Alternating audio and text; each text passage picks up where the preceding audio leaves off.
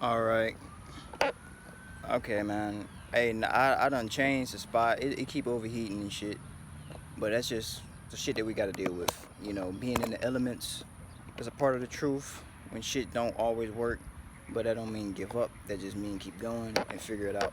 So now I'm even more in the shade. So there's no fucking possible way you can probably barely see me because of the shade. But there's no fucking way that this shit is gonna keep overheating because he done did this shit 4 or 5 times, bro. So, and it keep if hey, I'm trying to, it's fucking with me. I'm trying to be in the spirit, and this shit keeps stopping. So I don't know what the fuck when I upload this. It's all good. I don't know what the fuck this gonna look like. It's gonna be chopped up. But hey, man, hey, whatever edification you get, it costs like how about Shimmy shot at the end of the day. But where was I? But ultimately, I'm gonna upload that last part and that first part. So it'll be not this will be the third part. You know, ultimately, like I said, the ice stuff is gonna get even worse on the Northern Kingdom.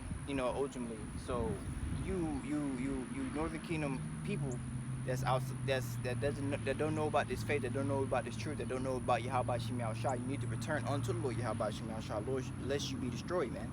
Okay? Because Esau Edom is gonna keep coming after you, man. Esau Edom being a so-called white man. Okay, in biblical prophecy, he's gonna come up against the nation of Israel, man, which consists of you so-called Negro, Latinos, Native Americans. So you Northern Kingdom, you so-called Mexicans, so-called Puerto Ricans, tribe of Ephraim, tribe of Issachar, and the rest of the tribes, you're within that. You're within the scopeo of Esau Edom, and he's gonna keep coming down upon you, having great wrath, because Esau Edom, the elites of Esau Edom understand who you are.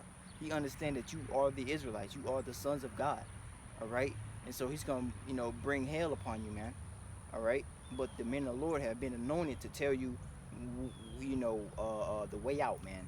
Okay, ultimately, what do we do? Call upon the name of the Lord, man. Okay. So I'm gonna continue reading that Isaiah 61:1 in a second. But let me get a precept.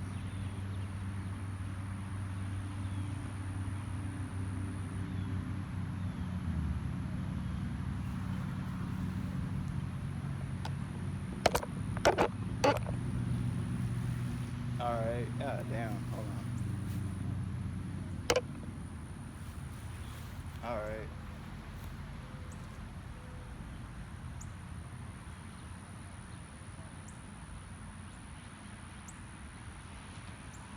I want to read this real quick. This is Jeremiah 6:16. It says, "Thus saith the Lord Yahweh, stand ye in the ways and see and ask for the old paths."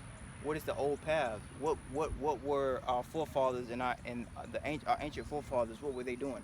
What was the likes of Abraham doing? What was the likes of Jacob doing or Isaac doing? What was Jacob doing? What was Ezekiel doing? What was Jeremiah doing? What was all the men? What were the prophets doing? These are our forefathers, man, because we're Israelites and they're Israelites too. What were they doing?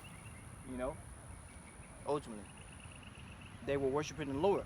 They were doing what the Lord Yahweh Shema instructed them to do within their captivity during their time. And so we have to do the same thing. Northern Kingdom and Southern Kingdom and Northern Kingdom gotta return unto the Lord Yahweh Shema Shah, man. All right, so we're telling you to seek the old paths, man. That is the way. Being an Israelite is the way. It's the way back unto the Lord Yahweh Shema Shai. Okay. Reading on. It says, "Thus saith the Lord Yahweh, stand you in the ways and see and ask for the old paths. Where is the good way? The good way, man. The good way is what we're telling you, man. Return to the Lord Yahweh Shema Shai, being an Israelite, man, and understanding what you got to do, whether you be a prophet or not. Okay. It says, where is the good way, and walk therein, and you shall find rest." So we're telling you where the rest is, man. We're telling you where, the Lord Yahweh Shema Shah is going to allow you to lay down your head and you be at rest, man. Where you're going to have stability, man. Okay? Because in the world, you're going to have tribulation, man. But in Yahweh Shema Shah, you're going to have a stability. You're going to have a sense of peace, man. Okay? It's not going to be all gumdrops and ice cream, but you're going to have an understanding, man. And that's why I brought out Isaiah 33 in Isaiah 33:6, you know, roughly paraphrasing, that knowledge and wisdom is going to be the stability of that times, man. We're in the time of we're in the time of much war, man. Where Israel's doing what it's doing. Russia's going to do what they do. Iran's going to do what they do, and they're going to gather all these troops, man, down into the valley of Jehoshaphat, man. Okay, a lot of these heathens, a lot of war, a lot of things are finna get stirred up, man. All right, so what in the fuck are these people going to do over here in Babylon the Great? You Northern Kingdom, you Southern Kingdom, all the tribes, what y'all gonna do if y'all don't got Yahweh Shem Yahushua? This is what we out here to tell you, man. Okay? To return unto the Lord, man. To repent. Okay? Because death and destruction is knocking at the doorsteps, man. But everybody wants to think that it's not, man. Everybody wants to think that, oh man, that's way over there, man. You know what I'm saying? I don't gotta worry about that. No, man. You're gonna have to worry about that. Okay? You're gonna have to worry about martial law. You're gonna have to worry about your rights getting taken away. You're gonna have to worry about Esau coming down with great wrath and having curfews and this and that and going door to door, you know, because we're looking for immigrants, we're looking for illegals, quote unquote. You know what I'm saying? Through the spirit. So, hey man, to avoid, not to avoid it, but to combat that, you know what I'm saying? You gotta to combat that, you gotta have the fear of the Lord Yahweh Shem Yahushua first off and foremost, but you need to return unto the Lord, man. That's what the men of the Lord are out here to tell you. This is what I'm out here to tell you. To return to the Lord Yahweh Shem Yahushua. It's as simply as that. Okay? So, reading on, it says,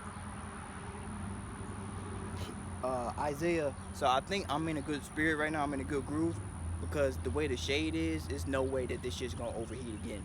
So I'm really just finna just go. So Lord willing, the battery, you know, the battery on this stays up, because I know that I used a good bit of battery, because it kept overheating and shit.